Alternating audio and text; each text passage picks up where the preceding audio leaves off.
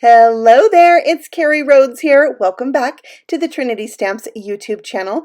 In today's card making video, I'm going to be doing some coloring using some Tombow markers two different ways. One is quick and one is slow. So we're going to see which one you like better.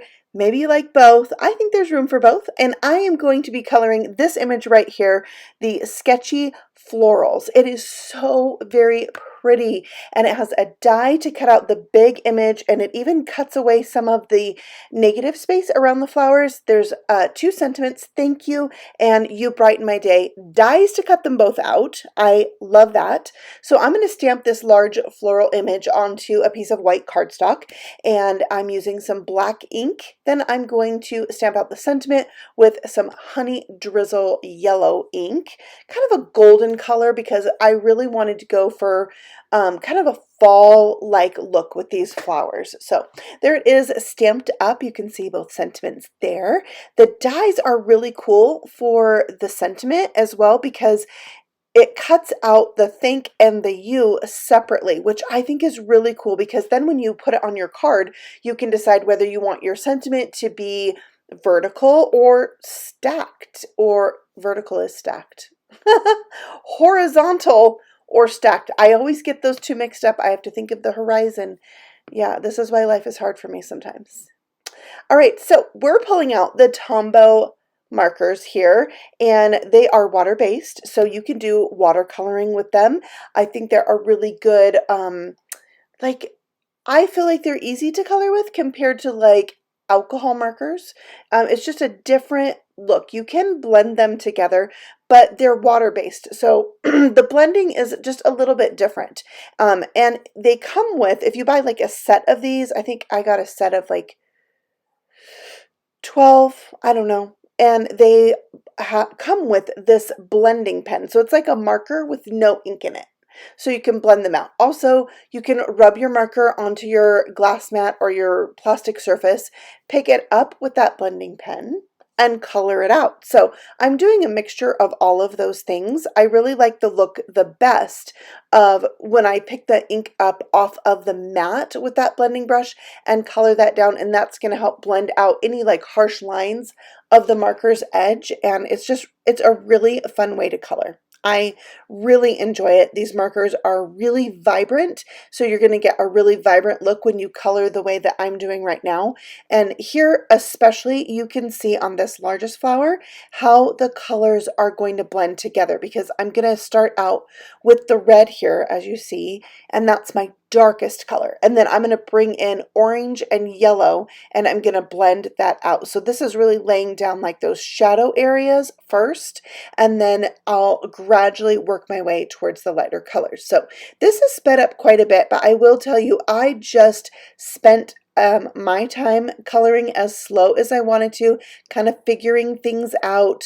A lot of times I like to listen to a podcast while I'm coloring, so I may have been doing that, but I just, it's relaxing. Like, I enjoy it, and sometimes you really have the time to do that, to just put aside everything else, color, get your stress out and do something enjoyable. So that's what this is for. But I am going to show you on my second card how you can use these markers and really make a quick card with this image. You can see there's so many flowers in here and leaves and little sprigs. So there's a lot going on, and you really can take all your time and color this out, but you don't have to. So I'll show you that in the second card. But you can see here how I'm using two different shades of green, putting down the darkest first and softening that out with the lightest color. And then even, it's almost like having a third color when you put the ink down on your mat and pick it up with that blending brush. It gives you an even lighter shade of that same exact marker. So I really like doing that. And here I have the blues. I think the blue flowers turned out so gorgeous. I kind of started out with a teal and then a turquoise, but how it blends out to be so light is just gorgeous. Love this.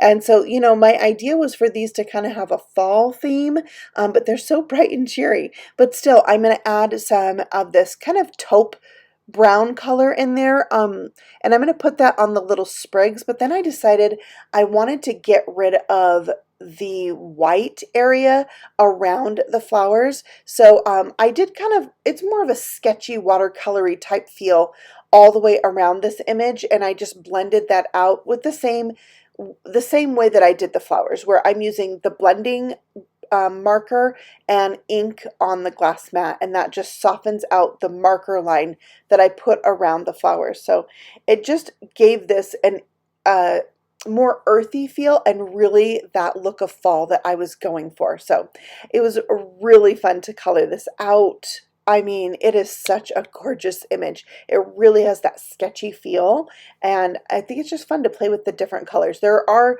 several cards that the design team has done, so if you're not familiar with the Trinity Stamps Facebook page or Instagram, you should go check those out because there's a bunch of other samples with this. So I die cut our quilted A2 size background. You can see stitched lines, and it has a coordinating stencil set that goes with it that has polka dots, stars, and hearts. And there's a second die that's Slimline, and the stencil works for both. So when you stencil it, it's going to put those polka dots or hearts or stars into the spaces but where the quilted lines cross over each other.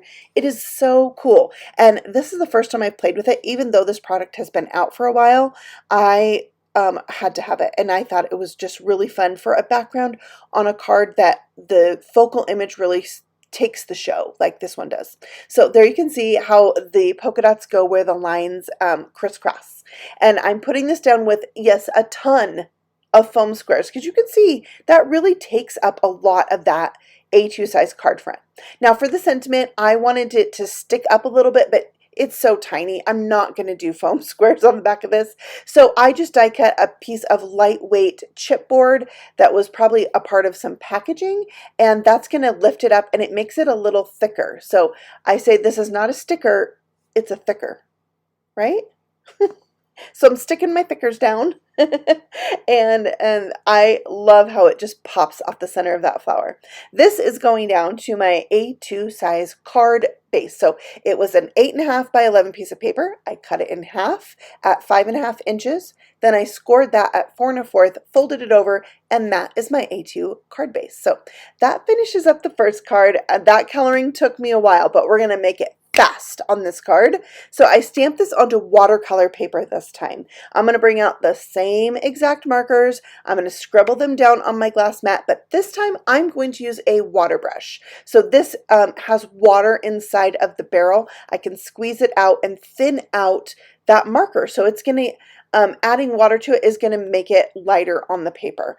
And I'm going to do a watercolor wash. You can see I am not taking time to color each little detailed line. I am just washing over this flower. I'm not super concerned about staying in the lines. If it goes out a little bit, that's what I like about watercolor wash. I'm loving it. I love that look.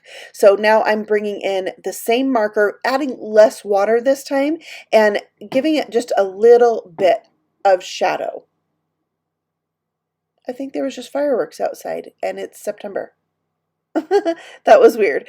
Sorry about that distraction. So next I have the kind of taupe color, and I'm coloring the center of the flower but leaving it really light and on one side, and I will come back to that. I'm going to add a little bit more color to these as I go, but now I'm working on that sunflower. So I have my yellow. This could also be a daisy or like a Gerber daisy, like however you want to color it. That's what's fun about stamps. You color it how you like it, right?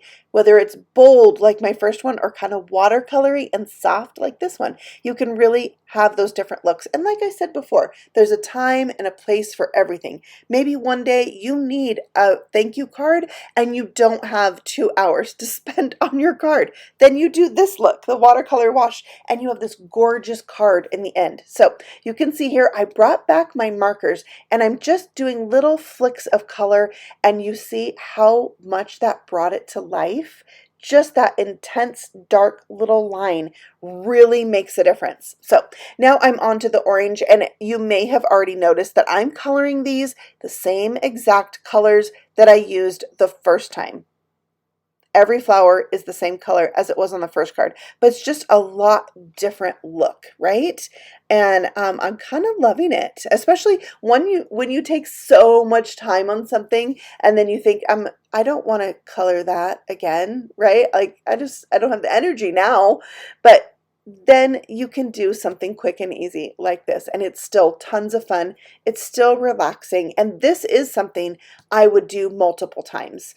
Maybe I could stamp out a whole bunch of these flowers and keep them with the stamp on watercolor paper, and then when I wanted to make a quick thank you card, I could pull out my markers and do some watercoloring. Or maybe one night when I want to binge watch a show or a movie, I could watercolor some and watch my movie, and then I could pull them out and have them to make quick thank you cards, because you know the thank you stamp comes with it, so it doesn't have to be thank you, but it lends itself perfectly to be thank you cards. So I'm coloring up the leaves now the same exact way.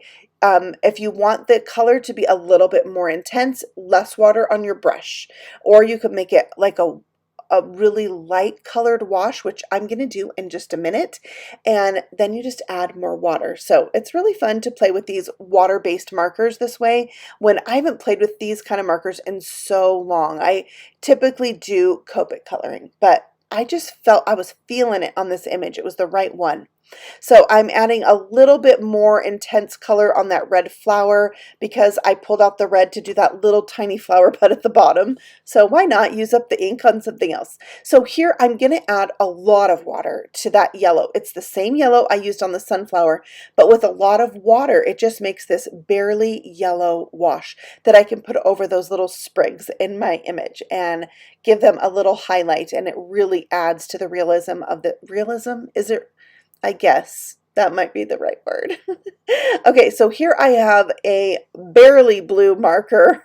I don't know the exact name of it, but I am adding a little blue shadow around this one, where on the other one I had that taupe color. So this one, I just felt when I was coloring it, if the other one was more fall inspired, this one was very spring-like. It was just soft and pretty and really felt spring. So this image is great because you can use it like that for the different seasons, and you could probably even do some really like blue and purple colors and give it kind of a wintry feel too. So I thought I was going to be able to make a 1-layer card with this. I wanted to stamp this thank you right on the flowers. I brought out my VersaFine Onyx black ink. I'm going to stamp this a couple times, and then I just wasn't sure if it was dark enough, if it blended into the flowers a little too much. I just wasn't sure, even though I stamped it 3 times. So what I decided to do, I'm going to go ahead and stamp it on a separate piece of watercolor paper. It kind of gets lost. It's a little bit better close up, but I'm going to go ahead and stamp it, die cut it out. I'll lay it on top and see if I like it. If I don't, I can save the thank you with my stamp set to use on another card, right? So I did that. I die cut it out, and I loved it. It looked really good with the white outline around it. Do you see it just pops a little bit more? It wasn't too busy, so I went with it. So now I don't have one saved in my pouch, but my card looks way better, I think. What do you think? You got to tell me in the comments below. I love chatting with you. I love hearing what you guys have to think about our cards. So please leave some love and some comments on our videos here at Trinity Stamps, because we just enjoy it so much. So I mounted that onto a green card base this time, another A2 card. And now let's take a look at both of these cards side by side. So one was very time intensive, one was very quick and easy, and I think they're equally beautiful in their own way. So let me know what you think, and if you've tried these Tombow markers before, how do you like to use them? Because I think they're really versatile in so many ways, like I've shown you today. So thank you so much for stopping by and letting me share this with you, and I look forward to stamping with you again very soon in the next video. Happy stamping! Bye!